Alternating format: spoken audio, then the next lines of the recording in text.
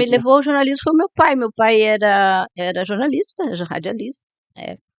Bom, sempre acompanhei o pai nas coisas. Ele trabalhava na rádio, que era já a rádio, era uma rádio que era do Jango, o presidente João Goulart, que ele tinha uma rádio lá em São Borja, que é a cidade dele. E o meu pai, junto com mais alguns trabalhadores, porque o Jango fez o seguinte: quando ele criou a rádio, ele distribuiu as ações para os trabalhadores. Então, ela era uma rádio de, digamos, quase como uma cooperativa, né? Ele era considerado o dono, mas quem geria e recebia, enfim, os lucros da rádio era esse grupo de trabalhadores. Então, o meu pai tinha essa militância de jornalismo, de radialismo, e eu desde pequenininha já, né, andava já, quando eu era bem pequenininha, eu fazia gravadores de papelão, e pendurava aqui para sair entrevistando pessoas. Então, assim, sempre na minha vida eu pensei, quero ser jornalista, e fui atrás desse sonho. Ah, que legal. Eu não sabia dessa história. Isso foi em que período, mais ou menos? Isso foi, deixa eu ver, o pai, nessa época, né, depois que o Jango caiu e foi para o Uruguai e tal, a rádio ainda conseguiu se segurar até 73, e na época do governo Médici ele fechou a rádio, como fechou várias rádios que fossem mais vinculadas enfim, a ideia deles era uma rádio do Jango, então eles fecharam, né? E aí o pai também teve que sair de lá em função de todas essas perseguições com relação ao que ele foi para Minas Gerais e eu também fui. E aí toda a nossa vida se desmoronou, né, em função dessa história toda. E aí ficou difícil de pensar uma faculdade ou tal, mas eu tinha essa coisa na minha cabeça, eu voltei para o Rio Grande do Sul. Quando eu tinha 18 anos, eu voltei sozinha, minha família ficou em Minas, e aí eu fui atrás, né. E aí eu comecei a trabalhar como radialista também, que na época, começo dos anos 80, tu não tinha necessidade de diploma naquela época para trabalhar. Tu tinhas que fazer um curso na Fundação Roquete Pinto, fazia aquele curso, ganhava o direito de exercer a profissão de radialista e jornalista, e aí tu podia trabalhar com aquele registro. Foi assim que eu comecei. E tu começou como radialista em que período? Eu comecei, na verdade, assim, profissionalmente, carteira assinada mesmo, eu comecei na televisão, em 1982, século passado. Ainda é ditadura. Finalzinho. Finalzinho. Eu comecei como repórter na TV Caxias, em Caxias do Sul. É, que aí então tinha carteira assinada, porque antes todos os trabalhos que eu fazia era um pouco de, né, voluntária ou com o pai e tal. E ali não, ali foi trabalhando mesmo, já com registro profissional. Como que funcionava essa emissora? Era uma Era uma emissora emissora de local? televisão que era, como é que a gente diz, uma afiliada da RBS. Ah, ok. A RBS tinha várias, como tinha aqui em Santa Catarina, né, várias emissoras no interior, e aí eu fui trabalhar em Caxias. Na RBS de Porto Alegre, eu não podia trabalhar porque lá eles exigiam diploma. E nas emissoras do interior, só o registro já era possível. Então, eu fui trabalhar em Caxias. Foi um período muito rico, assim, aprendi tudo, né, sobre televisão, porque naquela época, televisão no interior, tu fazia tudo. É um pouco como vocês aqui, né? A gente tinha que aprender tudo, então não funcionava só como repórter. Você ia para a rua, fazia matéria, voltava, editava naquelas ilhas imensas, né? Como naquela época era tudo feito com fita e tal, né? Então eu editava, eu era repórter, era apresentadora, era editora, programadora, tudo, né, porque TV do interior tinha só 2 equipes de reportagem, então a gente aprendia e era bom por isso, porque no fim das contas, tu sabia fazer tudo, então tu estava capacitada para fazer qualquer coisa em qualquer lugar.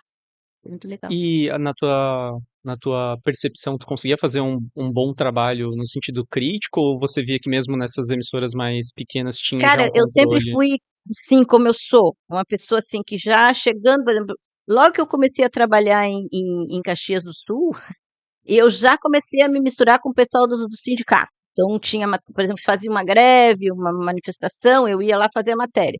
Muitas vezes essa matéria nem saía, porque naquela época era tudo muito censurado, né. Eu nunca permiti que a censura me tocasse, eu ia lá e fazia e trazia. O ônus de censurar era das minhas chefias, mas eu nunca tive muito problema com isso. Então eu sempre consegui passar boas matérias, assim, críticas dos trabalhadores, eu tinha um pouco essa pegada.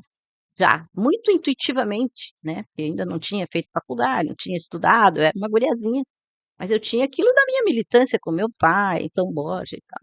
Então eu, para mim, os trabalhadores eram o meu foco, eu estava sempre procurando pauta ligada aos trabalhadores, né, e sempre conseguia passar.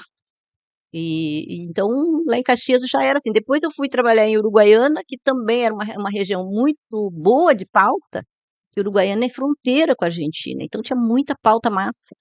O pessoal que passava contrabando, os chibeiros que toda hora estavam enfrentando a polícia para conseguir passar as coisas, tinha muita matéria boa, assim, né, dessa perspectiva mais fora dessa coisa oficialesca, e eu gostava muito de fazer isso. Depois, quando eu estava em Passo Fundo, em Uruguaiana, eu fui para Passo Fundo. E lá em Passo Fundo, que eu digo que foi um momento de virada na minha carreira, porque eu peguei a primeira grande ocupação de terra do MST, que foi a ocupação da Fazenda None, em 1985. Foi o primeiro grande acampamento da Aquela Nova que Era. tinha a ver com o Natal? A Natalino foi a primeira escaramuça, uma tentativa de Ah, formar um acampamento, uhum. que teve uma repressão muito grande da polícia e eles não conseguiram avançar muito. Passados alguns anos, o MST, aí já não era, naquela época da Natalino, não era nem o MST formado ainda. Estava ainda em embrião aquilo ali. Mas em 85 já era o MST como um movimento formado e organizado. Para tu ter uma ideia, eram 6.000 pessoas o acampamento. Não era qualquer coisa. Eram 1.500 barracos de lona. Era uma cidade preta, de lona preta. Muita gente. E aí, quando eu cheguei em Passo Fundo, cheguei em janeiro de 86. Eles tinham acabado de ocupar em 85, outubro. E logo em seguida teve um conflito lá que eles ficaram sitiados pela polícia durante 30 dias. E eu fiquei esses 30 dias lá como repórter da RBS. E foi muito bacana, porque naquela época a RBS não divulgava MST. Era proibido, né? Mas acontece que não tinha como não divulgar, né? Estava acontecendo uma coisa única no estado e tinha que divulgar, né? E aí a gente conseguia colocar. Então, assim, foi a primeira vez que o MST entrou na televisão, foi para as grandes redes, Porto Alegre, depois para a Globo, né? Toda, porque era uma ocupação muito gigante e as coisas que aconteciam lá eram muito loucas, né? No bom sentido, assim, né? E teve esse cerco dos 30 dias. Então, imagina, eu fiquei 30 dias naquele cerco com aqueles trabalhadores, uma faculdade, né, que eu tive ali com aquela gente, nos acampamentos, de noite, tomando chimarrão, eles contando as experiências dele e tal. E aquilo ali mudou a minha vida, né? Aí, a partir dali, então, aquilo que era uma intuição que eu tinha, passou a ser uma prática minha de, né, estar ao lado dessa gente, né? E aí, foi assim, lá em Passo Fundo, então eu acabei fazendo toda essa cobertura do MST, desde aí também nunca mais me desliguei desse movimento, né. E esse foi o período que tu estava trabalhando na televisão. Televisão. E depois teve quando que você saiu da TV e ficou mais no rádio? Então, eu tinha o sonho de fazer faculdade, né, isso desde criança eu queria fazer faculdade, eu achava, assim, que sem a faculdade talvez que eu fosse uma jornalista menor. Então eu tentei fazer em Caxias, mas era uma privada, eu não consegui pagar. E depois lá onde eu trabalhava, Uruguaiana, Passo Fundo, eu não tinha como fazer a faculdade. Aí um dia eu estava lá trabalhando lá em Passo Fundo e apareceu um anúncio do vestibular da UFSC em Chapecó, que é ali pertinho. Peguei, vou lá fazer. E aí me inscrevi, fui para Chapecó, fiz, mas assim, sem nenhuma intenção de passar, assim, eu digo, vou fazer por fazer. Assim, fui muito, como é que diz, meus colegas disseram, vai, vai, vai. Eu tinha esse sonho. E aí fiz e passei. Surpreendentemente, passei para jornalismo. Eu digo, puta merda, agora eu vou ter que ir, né? E era em Florianópolis. Só que assim, eu trabalhava na RBS, mas eu era uma pessoa maldita, né? Então os caras só não me demitiam porque eu era do sindicato. Então eu tinha estabilidade, eles não podiam me demitir. Então, para eu sair de lá, eu tinha que pedir demissão. Eu sabia que se eu pedisse demissão, eu ia perder tudo, porque nunca mais eu ia entrar na RBS, eles não iam deixar. Mas mesmo assim, era um sonho para mim, eu pedi demissão e vim para cá. Quando eu cheguei aqui, comecei a procurar emprego nos lugares, não tinha emprego para mim, já estava todo mundo informado quem eu era, né, que eu era uma jornalista muito, enfim, que eu tumultuava, que era do sindicato, que tê, que então não era, podia ser, não. Fiquei sabendo disso pelo Ariel Botelho, que foi meu chefe depois na RCE, depois de algum tempo. Ele era diretor da RBS na época. E aí ele disse, Lene, chegou um memorando. Essa pessoa não pode ser contratada em nenhum lugar do estado. E aí eu meio que penei um ano aqui sem trabalho. Aí eu trabalhei em lanchonete, fazia faxina, fazia qualquer coisa para poder me sustentar.